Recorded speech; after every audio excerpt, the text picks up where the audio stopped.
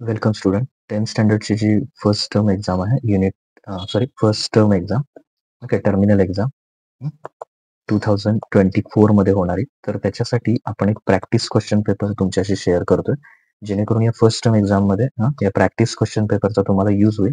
जर का तुम्ही यासारखे क्वेश्चन प्रिपरेशन केलं, म्हणजे यासारखे इतर क्वेश्चनचं, तर तुम्हाला नक्कीच त्याचा उपयोग होईल. हा क्वेश्चन पेपर यूज करताना as a practice question paper म्हणून यूज करा.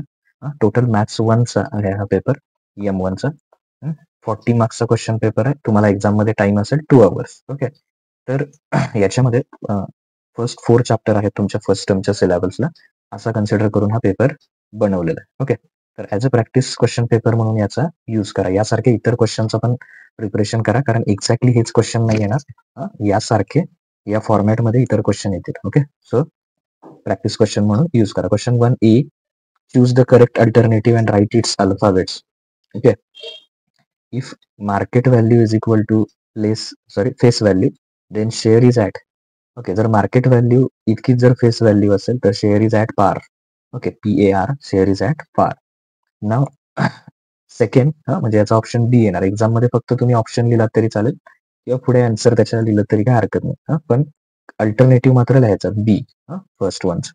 Okay. The sequence 100, 90, 80. Find the common difference. Common difference find out काय करताना काय करायचं, T2 मायनस T1 करायचं. Okay. D is equal to T2 minus T1. This is T1 first term, T2. तर T2 किती येणार, 90 मायनस 100.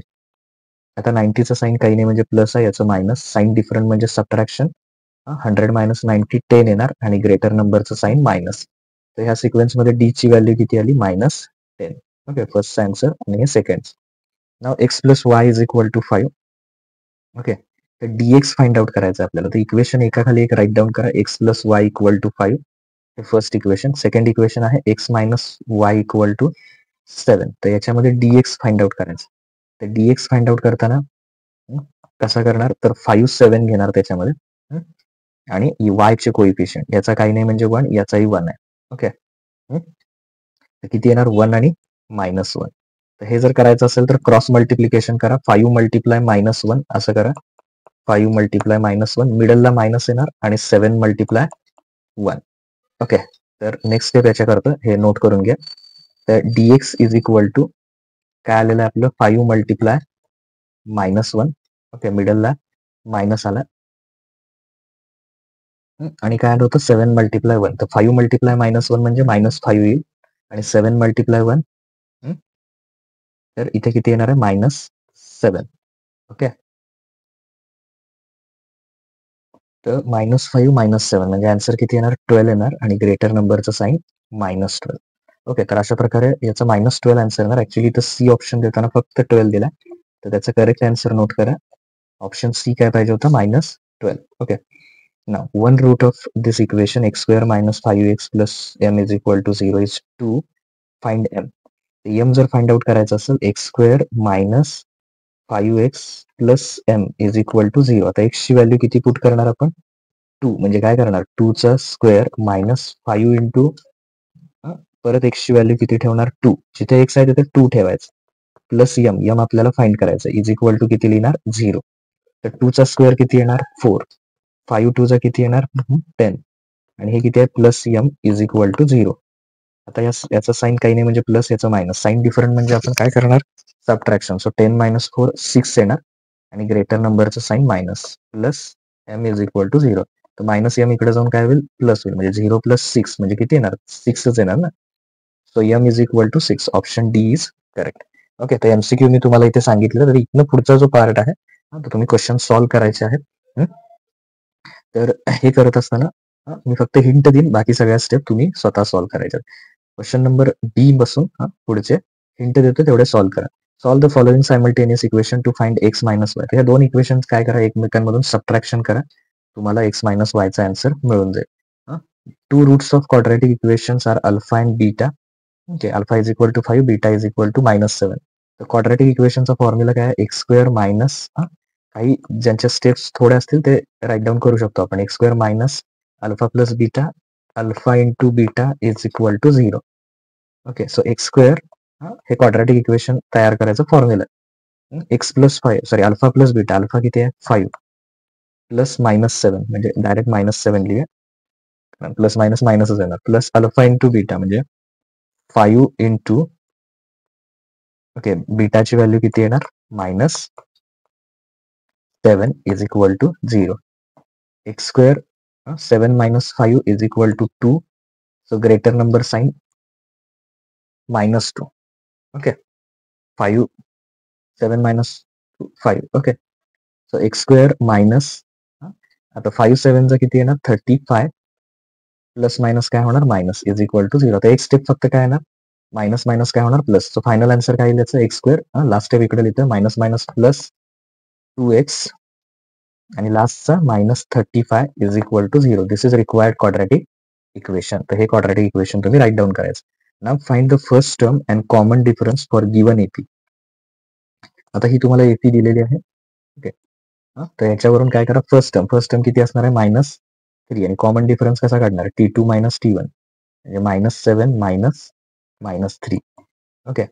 T2 - T1 करायचं तर -7 मायनस मायनस काय होणार प्लस 7 - 3 किती येणार 4 आणि ग्रेटर नंबरचं साईन मायनस म्हणजे डी किती येणार डी इज इक्वल टू -4 हे त्याचा आन्सर येणार ओके. त्याच्यानंतर if total value of mutual fund scheme is 200 crore and 800 crore units are issued तर याला डिवाइड करा 200 ला 8 ने डिवाइड करा जे आन्सर येईल तुमचं फाइंड ENVA ऑन 1 युनिट तर डिवाइड करून जे आन्सर येईल ते तुमचा आन्सर असणार आहे ना. Question number 2A complete the following activity. Any 2 म्हटलंय तर प्रॅक्टिस क्वेश्चन पेपर असल्यामुळे तिन्ही करा ओके. ग्राफ यूज करायचं नाही फक्त टेबल कम्प्लीट करायचं आहे. हे इक्वेशन दिलंय हे इक्वेशन ड्रॉ करण्यासाठी हा टेबल काय करायचा कम्प्लीट करायचा म्हणजे दिलेल्या व्हॅल्यू ठेवायची एक्स ची व्हॅल्यू 0 ठेवायची वाय ची व्हॅल्यू 0 ठेवायची आणि या इक्वेशन मध्ये काय करायचं पुट करून त्या बाकीच्या व्हॅल्यू मिळवायच्या म्हणजे एक्स ची व्हॅल्यू पुट करून वाय मिळवायचा परत इथे वाय ची व्हॅल्यू पुट करून हा एक्स मिळवायचा आणि मग पॉईंट राईट डाऊन करायचं ओके. नाव नेक्स्ट क्वेश्चन मध्ये 9th टर्म या एपीची फाइंड आउट करायची त्याच्यासाठी ही ऍक्टिव्हिटी काय करा कम्प्लीट करा. आणि 9th टर्मचा आन्सर दिलाय फक्त इथे फिल इन द ब्लँक्स आहेत ते कम्प्लीट करा okay.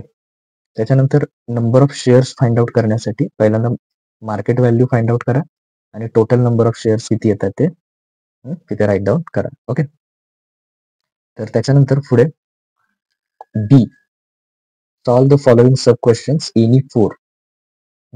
Determine the given sequence is AP or not. ही दिलेली जी सिक्वेन्स आहे ती अरिथमॅटिक प्रोग्रेशन आहे की नाही ते डिटरमाइन करायचं तर त्याला नंबर द्या T1 T2 T3 आणि T4 त्यांच्यातला डिफरन्स चेक करा okay. Now next solve the following quadratic equation by factorisation method. कुठल्या मेथडने सॉल्व करायचं आहे तर फॅक्टरायझेशन मेथडने काय करायचं सॉल्व करायचं ओके. हे जे क्वाड्रॅटिक इक्वेशन आहे solve the following simultaneous equation okay. Solve the following simultaneous equation कुठल्याही एका क्रेमर्स मेथड यूज करा किंवा त्याचे कोइफिशियंट सेम करून सॉल्व करा तरीही चालेल. त्याच्यानंतर हे जे आहे त्याच्यात जीएसटी चा प्रॉब्लेम आहे CGST आणि SGST तो फाइंड आउट करायचा तो त्याच्यामध्ये करा. Determine the nature of root of quadratic equation तर काय करायचं याच्यामध्ये A B आणि C च्या व्हॅल्यू फाइंड करायच्या किती येतात ओके A B आणि C आणि त्यावरून B² - 4AC ची व्हॅल्यू किती येते ते फाइंड आउट करायचं आणि ती व्हॅल्यू येईल त्याच्यावरून nature of root okay. Question number 3A complete the following activity. तर याच्यामध्ये काय करायचं आपल्याला ही GST वरची ऍक्टिव्हिटी आहे याचा हवं तर स्क्रीनशॉट मारा किंवा हा प्रॉब्लेम व्यवस्थित बघा आणि मग ही ऍक्टिव्हिटी कम्प्लीट करा. त्याच्यानंतर पुढे असणार आहे ओके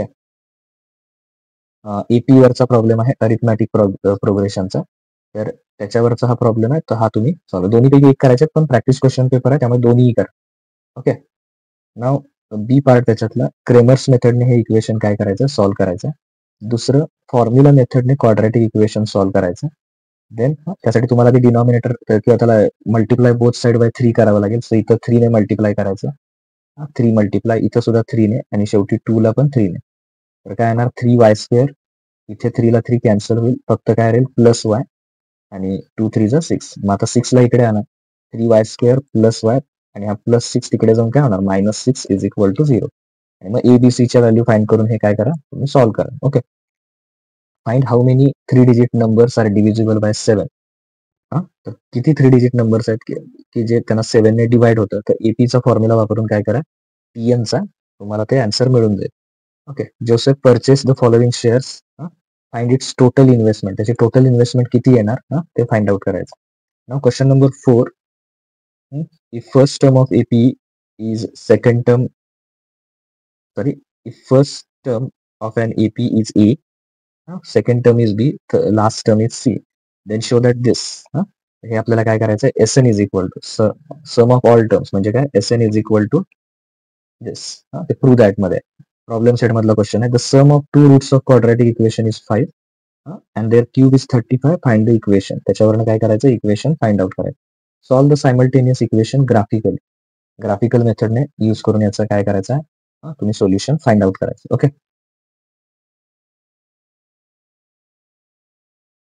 तर याचा आन्सर सांगतो मी तुम्हाला. या इक्वेशनचं ग्राफिकल मेथडने जर सॉल्व्ह केलं तर x इक्वल टू -1 येईल आणि x इक्वल टू किती येणार आहे, -5 येणार आहे. ओके. आता क्वेश्चन नंबर 5 एनी वन जरी म्हटलं असतं तरी प्रॅक्टिस क्वेश्चन पेपर असल्यामुळे दोन्ही पण इक्वेशन सॉल्व्ह करा.